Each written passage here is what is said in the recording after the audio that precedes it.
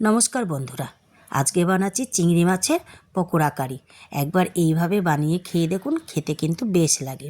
চিংড়ি মাছ তো অনেক রকমভাবেই বানিয়েছেন, একবার এইভাবে বানিয়ে দেখুন না, খেতে কিন্তু মন্দ লাগে না। এটা বানানোর জন্য আমি মটর ডালগুলোকে প্রথমে ভিজিয়ে রেখেছিলাম আর চিংড়ি মাছগুলোকে কুচি কুচি করে কেটে নিয়েছি।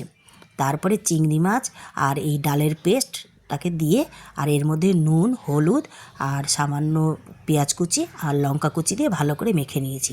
তারপর এইগুলোকে পকোড়ার আকারে ভেজে নিয়েছি। এগুলো একটু লাল লাল করে ভাজতে হবে। তারপর এগুলো লাল করে ভাজা হয়ে গেছে।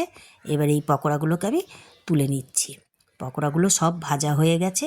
এবার ওই তেলেই আমি আলুটাকে সামান্য নুন দিয়ে ভেজে নিচ্ছি। আলুটাও লাল করে ভাজা হয়ে গেছে। এবার কড়াইতে আর একটু তেল দিয়ে তাতে সাদা জিরে ফোড়ন দিয়ে দিচ্ছি। আর দিচ্ছি বেটে রাখা পেঁয়াজ, আদা আর রসুনের পেস্টটা। আর দিচ্ছি জিরের গুঁড়ো, লঙ্কার গুঁড়ো, হলুদ গুঁড়ো, পরিমাণ মতো নুন দিয়ে মশলাটাকে ভালো করে কষে নিতে হবে। মশলাটা থেকে যখন তেল ছেড়ে আসবে তখন আমি আলুগুলোকে দিয়ে দিচ্ছি। দিয়ে আবার বেশ খানিকক্ষণ ভালো করে কষে নিচ্ছি।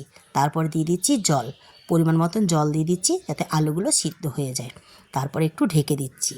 ঢাকনাটা তুলে নিচ্ছি। আলুগুলো সিদ্ধ হয়ে গেছে, এর মধ্যেই পকোড়াগুলো দিয়ে দিতে হবে।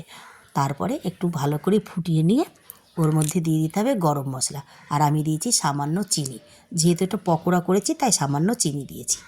তারপরে এটাকে আবার বেশ খানিকক্ষণ ফুটিয়ে নিয়ে নামিয়ে নিতে হবে। আর এটা একটু ঝোলটা একটু বেশি রাখতে হবে, কারণ ঠান্ডা হলে গাঢ় হয়ে যায়।